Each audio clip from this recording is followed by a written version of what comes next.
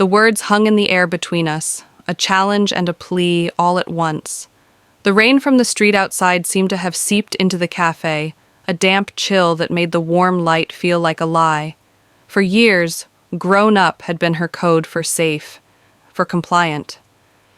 Show me then, I repeated, my voice quieter now, the initial bravado crumbling. Alara's eyes, the same stormy gray as the world outside, glistened.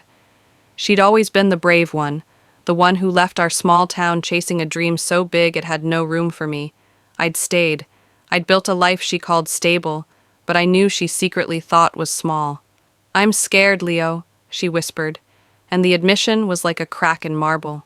"I'm so tired of being brave all by myself." There it was, the truth, sharp and undeniable. It wasn't about her success or my quiet life. It was about the lonely weight of her choices and the quiet envy in mine. "You think I'm not scared?" The words tumbled out, messy and raw. "You think it's easy watching you live this brilliant, sprawling life from a distance? You call me grown-up because I have a mortgage and a routine, but you have the world. I chose the familiar. You chose the fear. And I hated you for it a little because you had the courage I didn't." I saw her flinch, but she didn't look away. This was the exposed nerve, the rot we'd been painting over with polite phone calls and surface-level visits. "It's not courage," she said, her hand trembling as she set her coffee cup down. "It's just running. And I'm so tired, Leo. I look at you, and your life is solid. It has roots. Mine is just wind." The conflict that had defined us for a decade, her ambition versus my contentment, dissolved in that moment. It was never that. It was two different kinds of fear, two different kinds of loneliness, masquerading as a fundamental mismatch. I reached across the table, my fingers covering her shaking ones. The contact was electric, a bridge built over years of silence. "So stop running," I said, my voice thick. "Or don't. But don't confuse my roots for a cage, and I won't confuse your sky for emptiness." A single tear traced a path through her perfect makeup. She didn't say she'd stay. She didn't say she'd go. She just turned her hand over and laced her fingers through mine, her grip fierce and desperate. We sat there for a long time, not as the people we were supposed to be, but as the people we actually were, two scared kids who had taken different paths and found the same ache at the end of them. We had finally chosen truth over silence, and in that truth, we found each other again, even if we had to let each other go.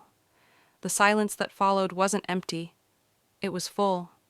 It was filled with the unspoken decade between us, the phantom memories of 1,000 might-have-beens that now rose like ghosts in the steam from our cooling coffee. Her hand in mine was no longer a connection. It was an anchor, holding us both in this fragile, terrifying moment of clarity. I could feel the fine tremor in her fingers, a current running from her heart to mine. This was Alara, the girl who had recited poetry on the rickety dock at midnight, the woman who now commanded boardrooms laid bare. She had shown me, not with grand gestures or declarations, but with that one shattered whisper, "I'm so tired." "Your roots," she began, her voice raspy, as if scraping against years of practiced composure. "They weren't a cage, Leo. They were a map. A map I was too afraid to follow because I already knew the destination." She looked down at our joined hands, a faint, sad smile touching her lips. "I thought if I kept moving, I could outrun the part of me that just wanted this. A quiet cafe, a familiar hand. And I thought if I built my life deep enough and solid enough," I replied, my thumb tracing the familiar line of her knuckles, "the part of me that wanted to chase your horizon would finally wither and die. It didn't. It just got quieter." The waitress, a young woman with kind eyes, approached to refill our cups, but took one look at us, at the sacred, precarious space we occupied, and retreated without a word. We existed in a bubble, the world outside the rain-streaked window blurring into an impressionist painting. "What do we do with this, Leo?" Alara asked, finally giving voice to the question that had been hanging in the air since I'd challenged her. Now that we've excavated it, what do we do with all this truth? I had spent my entire adult life building answers.